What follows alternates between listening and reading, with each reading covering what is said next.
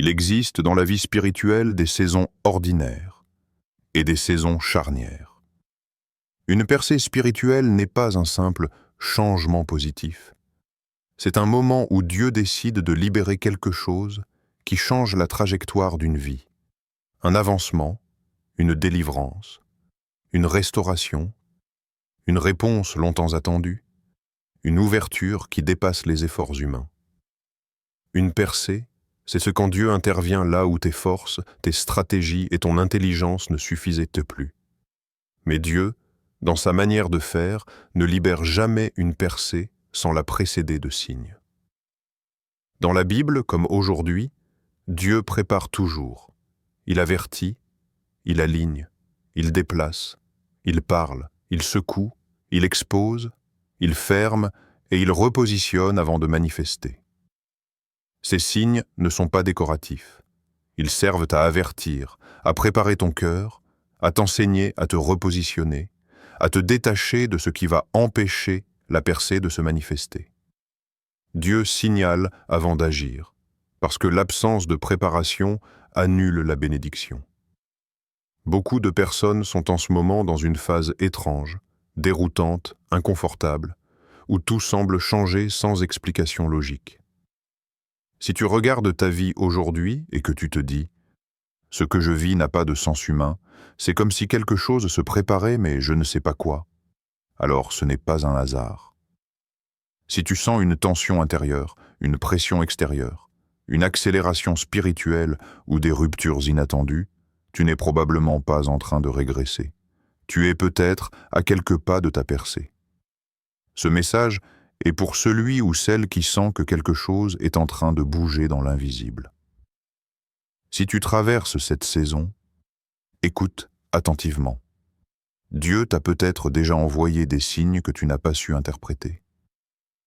Dans les prochaines sections, nous allons identifier les signes majeurs qui précèdent presque toujours une percée, afin que tu reconnaisses ta saison, que tu te positionnes correctement et que tu ne manques pas ce que Dieu est sur le point de libérer dans ta vie.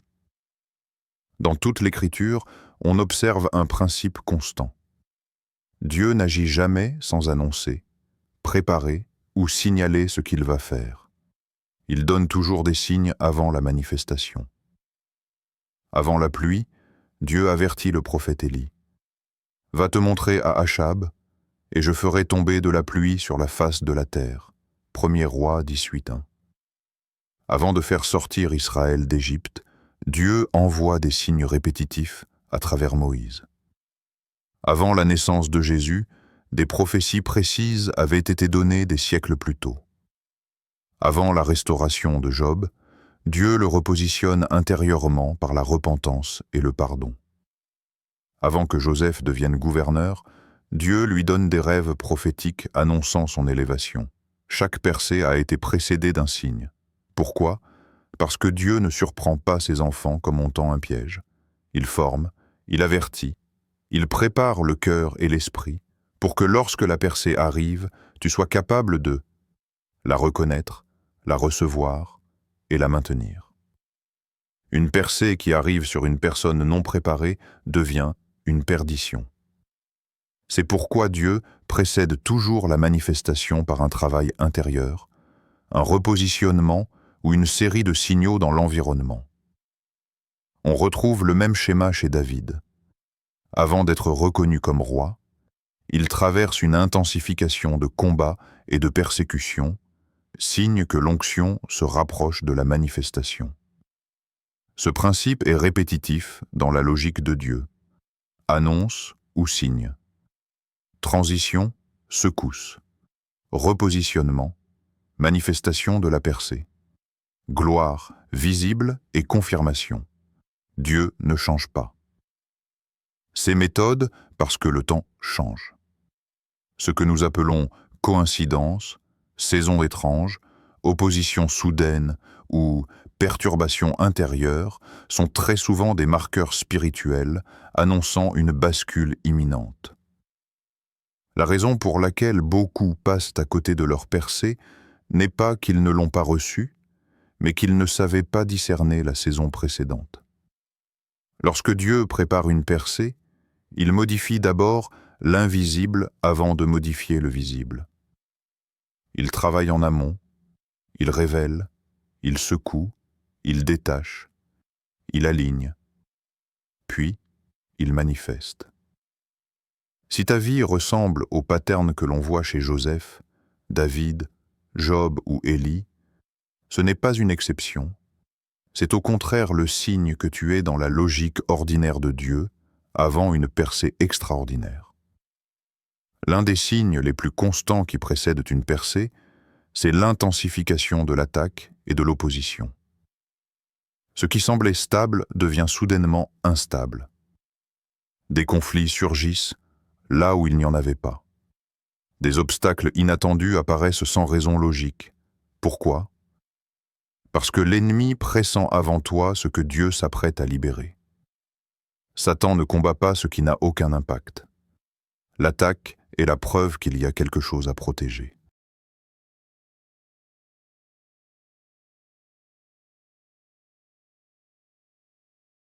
Dans le monde spirituel, la guerre augmente toujours avant une victoire majeure.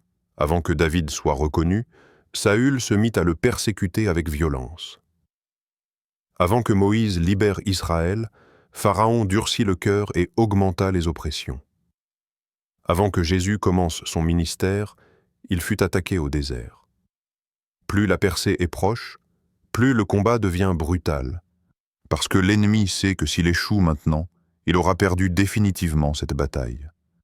Concrètement, cela peut se manifester dans ta vie par des attaques émotionnelles soudaines, anxiété, découragement extrême, fatigue inhabituelle, des conflits relationnels inattendus, famille, couple, travail, des blocages administratifs, financiers ou juridiques qui surgissent sans raison, des pensées de renoncement violentes au moment où tu t'approchais d'un pas décisif, des portes qui se ferment au moment précis où tu croyais toucher le résultat. Ce qui trouble beaucoup de croyants, c'est qu'ils interprètent ces attaques comme un signe que Dieu les a abandonnés, alors qu'en réalité, l'opposition est la preuve que tu es sur la bonne route. Le but des attaques n'est pas seulement de te blesser, mais de t'épuiser avant l'arrivée, de te faire abandonner juste avant que Dieu fasse apparaître ce qu'il avait déjà prévu. Comment répondre spirituellement dans cette phase ? Certainement pas par la panique ou la plainte. La bonne réaction, c'est la prière stratégique. On ne prie plus seulement pour tenir, mais pour renverser. Le jeûne, car certaines percées ne viennent qu'au prix d'un sacrifice spirituel. La persévérance disciplinée. Ne rien arrêter, même sous la pression. Le silence spirituel. Ne pas donner au diable ta fatigue en paroles de plainte. La louange dans la bataille, parce que c'est l'arme des percées soudaines. La Bible dit « Résistez au diable, et il fuira loin de vous. » Pas discuter, pas négocier, résister. Le but n'est pas de ne pas sentir l'attaque, mais de ne pas céder à l'attaque. Si tu sens aujourd'hui que les choses sont devenues étrangement plus dures au moment où tu gardais la foi, alors ce n'est probablement pas un signe d'échec. C'est un indicateur de proximité. On n'envoie jamais des soldats autour d'un territoire vide. On défend seulement ce qui a de la valeur. Un autre signe qui précède très souvent une percée quotidienne, c'est une accélération intérieure inexplicable. Rien n'a encore changé dans le visible, et pourtant quelque chose en toi sait que quelque chose approche. Tu ne peux pas l'expliquer, tu ne peux pas le prouver, tu ne peux pas le justifier rationnellement. Mais au fond, tu sens que ce n'est plus loin.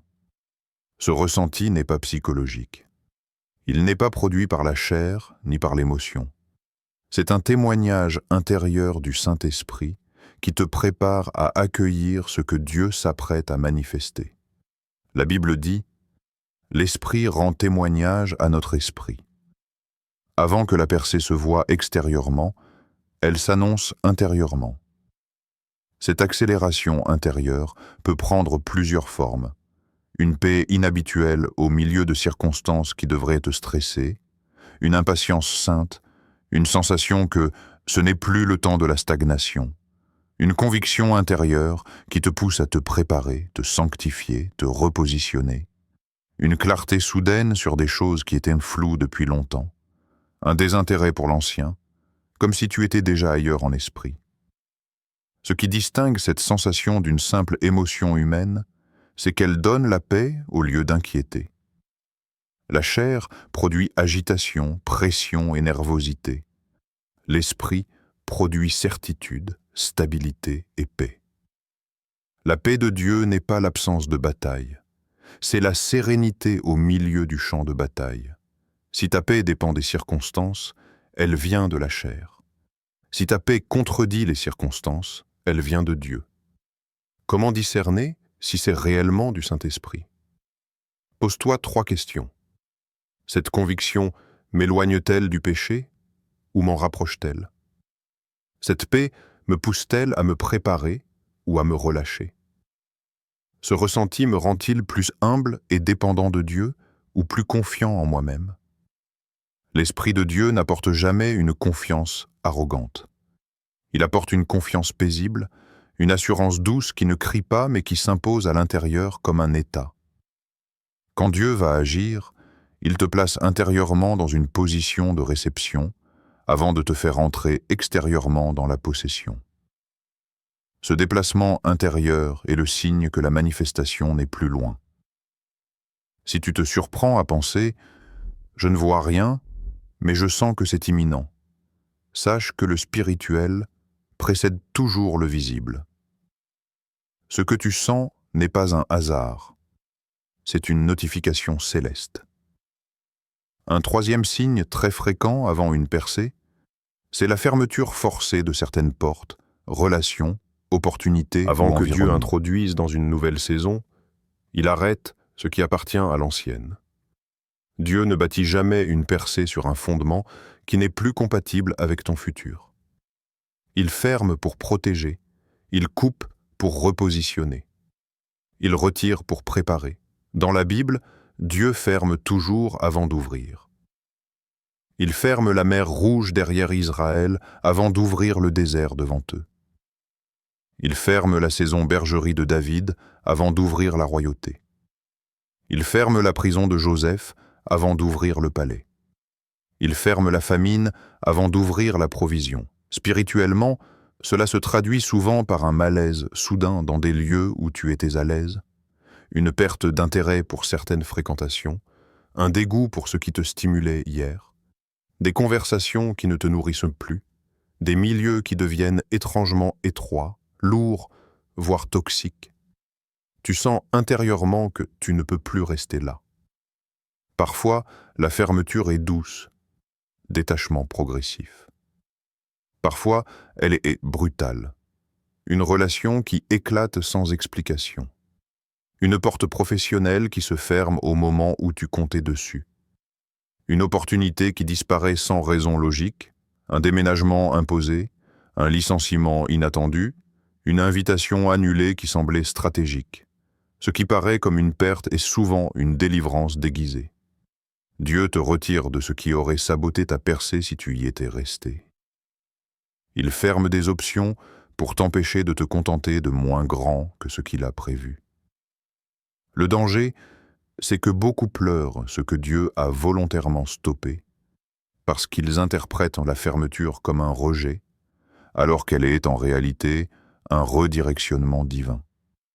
Dieu ferme parce que la nouvelle saison ne tolère plus les anciennes influences.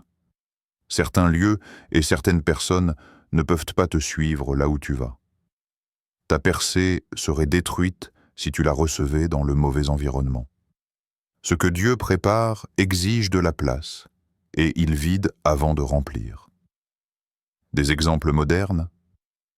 La personne qui perd un emploi, et 6 mois plus tard réalise que cette perte l'a forcé à créer sa propre entreprise, qui devient sa percée. Celui qui est quitté dans une relation et découvre plus tard que Dieu le séparait pour le protéger d'un mariage destructeur. La personne dont le projet est refusé, pour être ensuite redirigée vers une opportunité meilleure qui n'était pas encore visible. Quand Dieu ferme, c'est rarement confortable. Mais le malaise qui te pousse à sortir, et c'est souvent le signe que tu es mûr pour entrer. Si tu vois des portes se fermer de manière soudaine et répétée, ce n'est probablement pas le diable qui t'arrête. C'est peut-être Dieu qui te retire. Parce que la prochaine ouverture ne peut se produire que dans un autre lieu, une autre connexion, une autre saison, un autre signe puissant que ta percée est proche, c'est la multiplication de confirmations divines. Lorsque Dieu veut ancrer quelque chose en toi, il ne parle pas une seule fois, il répète. Il confirme par différents canaux, avec des détails qui se recoupent, souvent trop précis pour être le fruit du hasard. Ces confirmations peuvent apparaître sous plusieurs formes. Rêves récurrents qui montrent le même message sous différents angles.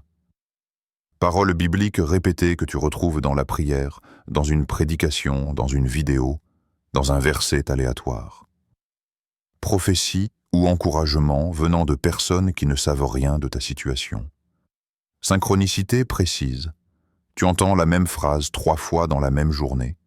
Tu tombes par hasard sur des contenus qui répondent exactement à ta question. Quelqu'un te dit le mot exact que tu avais dans le cœur. Signe externe qui tombe au moment exact où tu demandais une réponse intérieure. Dieu confirme parce qu'il sait que juste avant une percée, la pression est forte et la tentation d'abandonner est réelle. Les confirmations ont donc une fonction double. Elles encouragent et elles alignent. Mais il faut savoir discerner. Toutes les répétitions ne viennent pas de Dieu. Voilà comment tester une confirmation. Elle correspond à la parole. Dieu ne confirme jamais quelque chose qui contredit l'Écriture. Elle amène paix et clarté, pas agitation ni confusion. Elle aligne ton cœur avec la sanctification. Elle te rapproche de Dieu. Elle ne t'en éloigne pas. Elle persiste dans le temps. Si une confirmation disparaît dès que l'émotion retombe, ce n'était pas le Saint-Esprit. Elle survit aux attaques. Plus tu es combattu, plus la confirmation devient forte en toi au lieu de s'éteindre. Dieu n'a pas besoin de répéter pour lui-même. Il répète pour toi, pour que tu entres dans la percée avec foi et non avec doute. Dans la Bible, Samuel entend 3 fois avant de reconnaître la voix de Dieu. Gédéon demande 2 fois une confirmation avant d'aller au combat. Joseph reçoit plusieurs rêves similaires avant l'accomplissement. Lorsque tu vois le même message revenir par plusieurs canaux, et surtout au moment où tu pensais abandonner, ce n'est pas de la coïncidence. C'est la main de Dieu qui t'empêche de renoncer à quelques mètres de l'accomplissement. La confirmation n'est pas un bonus spirituel, c'est un outil de stabilisation avant la manifestation. Un des signes les plus négligés, mais l'un des plus sûrs, qu'une percée est proche, c'est la transformation intérieure qui précède la manifestation extérieure. Dieu ne donne pas quelque chose de grand à une personne qui est encore intérieurement petite. Il agit d'abord dans ton cœur avant d'agir dans tes circonstances. Avant la percée visible, il y a un travail invisible, maturité, détachement, guérison, pardon, discipline, humilité, stabilité. Regarde la logique biblique. Joseph a été transformé en prison avant d'être élevé au palais. David a appris la maîtrise de soi et la dépendance à Dieu dans les caves d'Adulam avant d'être installé sur le trône. Moïse a été vidé de l'orgueil et des impulsions meurtrières dans le désert avant de devenir libérateur. Dieu change toujours l'homme avant de changer sa saison. Ce signe se manifeste par des choses comme une maturité soudaine dans ta manière de réagir aux attaques ou au retard. Tu ne t'écroules plus comme avant.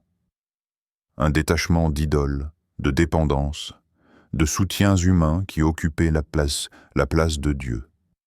Une guérison intérieure qui t'amène à ne plus répondre par la blessure mais par la paix.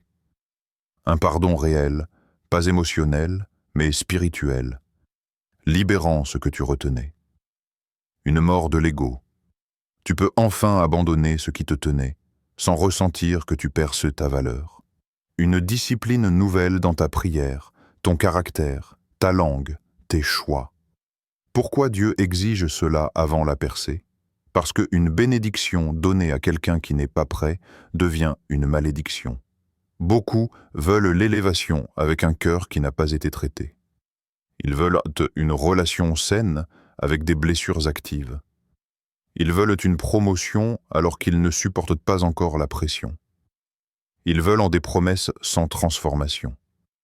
Dieu retarde parfois non pas parce qu'il refuse, mais parce qu'il refuse de te perdre après t'avoir donné. Il préfère former avant de livrer.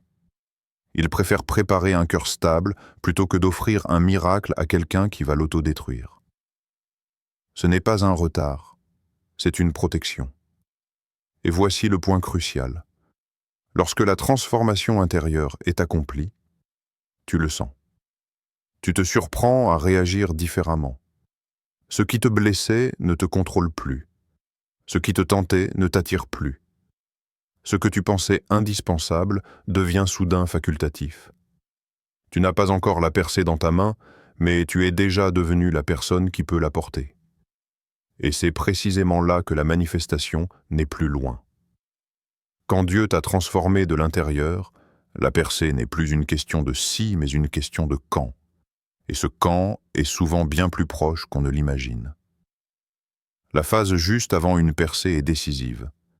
Beaucoup la ratent non pas parce que Dieu ne voulait pas agir, mais parce qu'ils ont mal réagi au dernier virage. C'est une saison sensible où il faut se tenir correctement. Ce qu'il faut absolument éviter. La plainte et le mécontentement. La plainte annule la percée comme elle a annulé l'entrée des Israélites en Canaan. Dieu ouvre pour les reconnaissants, pas pour les murmurateurs. La précipitation. Quand la percée est proche, la tentation de faire quelque chose pour accélérer par soi-même devient intense. Mais Ishmaël est toujours né de la précipitation et a créé des guerres éternelles. Le compromis. Quand l'attente devient lourde, le diable propose des raccourcis. Relations illégitimes, affaires douteuses, amitié toxique, alliance bancale. Accepter un substitut, c'est perdre la promesse. Ce qu'il faut faire au contraire. Louange et reconnaissance volontaire. La louange dans la pression est un langage que Dieu honore. Elle proclame la victoire avant de la voir et ouvre des portes comme à Jéricho ou en prison avec Paul et Silas. Obéissance immédiate. Le dernier pas avant la percée est souvent un acte d'obéissance précis et simple. Pardonner, semer, quitter, fermer une porte, changer une habitude, confesser, se sanctifier. Silence stratégique. Ne parle pas de ce que Dieu est en train de faire à tout le monde. La percée se perd souvent par des bouches ouvertes trop tôt. Marie gardait toutes ces choses dans son cœur. Foi ferme, pas foi émotionnelle. La véritable foi ne dépend pas de ce que tu vois, mais de ce que Dieu a dit. On avance sur parole, pas sur preuve. Quand tu n'as plus rien dans les mains, tu tiens sur la promesse. La dernière ligne droite avant la percée est toujours inconfortable, déroutante et exigeante. Mais elle n'est pas un piège, elle est un test de posture.